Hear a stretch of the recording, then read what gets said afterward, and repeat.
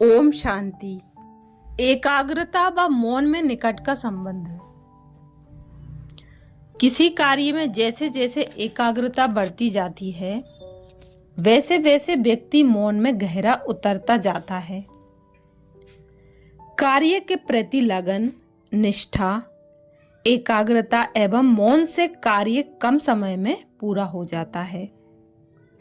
राजस्थान के प्रसिद्ध जैन साहित्यकार टोडरमल उन दिनों अपना प्रसिद्ध ग्रंथ मोक्ष मार्ग लिख रहे थे। एक दिन भोजन करते समय वह अपनी माँ से बोले, माँ, लगता है आज आप भोजन में नमक डालना भूल गई हो। माँ मुस्कुराई और बोली, बेटा, लगता है आज तूने अपना ग्रंथ पूरा कर लिया है। टोडरमल चौंक गया और चकित होकर कहा कि हाँ माँ, मेरा ग्रंथ आज पूरा हो गया है, लेकिन आपको इस बात का पता कैसे चला? माँ ने कहा कि नमक तो मैं तेरे खाने में 6 माह से नहीं डाल रही थी, लेकिन उसका अभाव तुम्हें आज पहली बार अनुभव हुआ, क्योंकि तुम आज ग्रंथ लेखन में धारित मौन व लगन अर्थात एकाग्रता से बाहर आ गए हो। इससे मैंने अनुमान लगा लिया।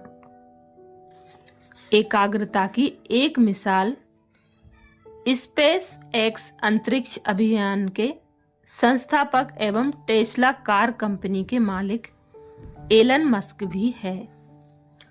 उसे बचपन में पुस्तकों के अध्ययन का शौक था। वह पुस्तक में इतना एकाग्र हो जाता था कि उसे माँ के पुकारने का भी पता नहीं चलता था।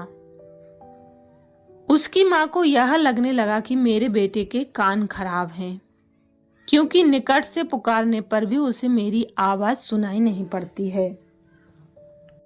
उसने अपने पुत्र के कान का ऑपरेशन तक करा डाला, परंतु बात नहीं बनी। माँ को बाद में यह समझ में आ गया कि मेरा पुत्र एकाग्रता की पराकाष्ठा रखता है, जिससे वह अपने कार्य में इतना मशगूल हो जाता है कि उसे आसपास का कुछ भी सुनाई नहीं देता। छात्र जीवन में एक बार एलन मस्क स्ट्रीट लाइट के नीचे बैठकर पुस्तक पढ़ रहा था। सड़क से एक बारात पार्टी बैंड बाजे के साथ गुजरी। थोड़ी देर में एक व्यक्ति वहां आया और एलन से पूछा कि बैंड पार्टी इधर से जा चुकी है क्या? एलन ने कहा कि मैं पढ़ रहा था, अतः कौन आया गया इसकी मुझे जानकारी नहीं है। ऐसी एकाग्रता मौन के गर्भ से ही पैदा होती है। यह देखा गया है कि जिसके जीवन में मौन व पवित्रता की जितनी प्रधानता होती है, उसे वर्तमान में ब्रह्मा कुमारियों के माध्यम से चल रहे गुह्य ईश्वरीय कार्य का बोध उतनी ही सहजता से हो जाता है। मौन व पवित्रता अमीरों के बजाय गरीबों में ज्यादा है, अतः वे ईश्वर के समीप सहजता से आ जाते हैं। ज्ञान मौन चिंतन से गहराता है और तन मन धन की पवित्रता से ईश्वर से योग युक्त होना सहज हो जाता है। यादगार ग्रंथों में वर्णन आता है कि वैदिक ज्ञान के विस्तार के बाद महर्षि वेद व्यास ने 1 लाख श्लोकों वाले महाभारत को लिपिबद्ध करने का संकल्प किया। कहा जाता है कि वह धारा प्रवाह श्लोकों का उच्चारण करते थे और गणेश जी एकाग्र होकर उसे लिपिबद्ध करते थे। कार्य पूरा होने पर महर्षि ने गणेश जी से कहा, महाभारत आपकी लेखनी से प्रस्तुत ग्रंथ है। मैंने तो केवल शब्दों की सृष्टि की है। मैं आपके प्रति कृतज्ञ हूँ। गणेश जी ने प्रत्युत्तर दिया, महर्षि, मैं इस कार्य के श्रेय का पात्र नहीं हूँ। आप तो ज्ञान की साक्षात मूर्ति और शब्द ब्रह्मा के साक्षात कोश हैं। महर्षि ने देखा था कि लेखन के दौरान गणेश जी पूरे समय पूरी तरह से मौन थे, अतः उन्होंने प्रश्न किया, गणनायक, मैं आपके वाक् के संयम व मौन को देखकर हतप्रभ था। कृपया मौन के महत्व से मुझे अवगत कराने की कृपा करें। इस पर गणेश जी ने कहा, इंद्रियों का दुरुपयोग कदापि नहीं करना चाहिए। दीर्घायु व ऊर्जा प्राप्त करने के लिए इंद्रिय संयम का बड़ा महत्व है। वाक् के संयम को साध लेने से अन्य इंद्रियों का संयम स्वतः हो जाता है। अधिक बोलने से अक्सर अनर्गल व अवांछित शब्द मुख से निकलते हैं। इससे राग, द्वेष, ईर्ष्या जैसे दुर्गुण पनपते हैं। अतः एक एक शब्द विचार करके ही बोलना चाहिए। इस तत्व ज्ञान से महर्षि वेदव्यास पुलकित हो उठे। करोड़ों सुनते हैं परंतु कोई कोई ही सुन पाता है, क्योंकि सुनना एक बात है और सुन लेना बिल्कुल दूसरी बात। सुनना अर्थात शब्दों को प्राप्त करना, सुन लेना अर्थात अभिप्राय ज्ञान को प्राप्त करना, उस पर अमल करना। सुनना क्रिया है और सुन लेना क्रियान्वयन है। मंदिरों में करोड़ों भक्त आरती गाने और प्रवचन सुनने की क्रिया करते हैं, परंतु कोई कोई ही आरती के भाव में टिककर भाव विभोर होते हैं और प्रवचन से स्वपरिवर्तित होते हैं। सुन लेना अर्थात समझ लेना, इसे कर्म में लाकर लाभान्वित होना।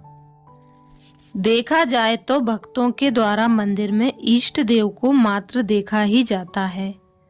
बिरला ही कोई भक्त होता है जो देखता नहीं, बल्कि साक्षात्कार या दर्शन करता है। देखती आंखें हैं और दर्शन आत्मा करती है। जो दर्शन करता है वह देहवान में नहीं रहता और इष्ट देव के गुणों व स्वरूप में खो जाता है। वह फिर तृप्तता का अनुभव करता है। एक राजयोगी योग के दौरान खुली आंखों से सामने के स्थूल पदार्थों को नहीं देखता, बल्कि मन की सूक्ष्म आंखों से परम धाम में परम पिता शिव का दर्शन कर रहा होता है। मनुष्य सारे दिन में पता नहीं कितने लोगों से कितना कुछ सुनता व देखता रहता है, और यदि वह सारी बातों पर एकाग्र होकर अमल करे तो उसका दिमागी संतुलन हिल जाए। यह कुदरती व्यवस्था है कि मनुष्य काम की बातों को तो सुनकर उन पर अमल करता है, परंतु बेकार की बातों को सुनते हुए भी अनसुना कर देता है। उसी प्रकार वह सारे दिन में बहुत कुछ बोलता है, परंतु उसमें दूसरों के द्वारा अमल करने के लायक बातें कम ही होती हैं। तो बेकार की बातों को बोलना बंद क्यों नहीं किया जाता? कोई भी मनुष्य भला यह क्यों चाहेगा कि वह बेकार की बातें भी बोले और दूसरे उसे अनसुना कर दें, परंतु उसकी स्मृति में ही यदि बहुत ज्यादा बेकार भरा हो तो वह बेकार स्वतः ही चेतना में आकर जीव से बाहर बहने लगता है। यदि इससे बचना है तो जागरूकता का अभ्यास करना होगा, अर्थात यह ध्यान रखना होगा कि अवचेतन मन में भारी व्यर्थ की बातें लंबे समय तक स्मृति में ताजा न की जाएं, ताकि वे पहले पुरानी पढ़कर और फिर बहुत पुरानी पढ़कर अवचेतन मन में चली जाएं और अंततः अपना वजूद खो दें। फिर साथ साथ यह भी ध्यान रखना पड़ेगा कि कुछ नया बेकार न पैदा किया जाए, अर्थात अर्थहीन महत्वहीन बातों को ना तो बोला जाए और ना ही सुना जाए। जीव के मौन का अभ्यास भी इसमें सहायक होता है, या फिर मितभाषी होकर रहा जाए, जो कि श्रेष्ठ संग से संभव है। अच्छा, ओम शांति।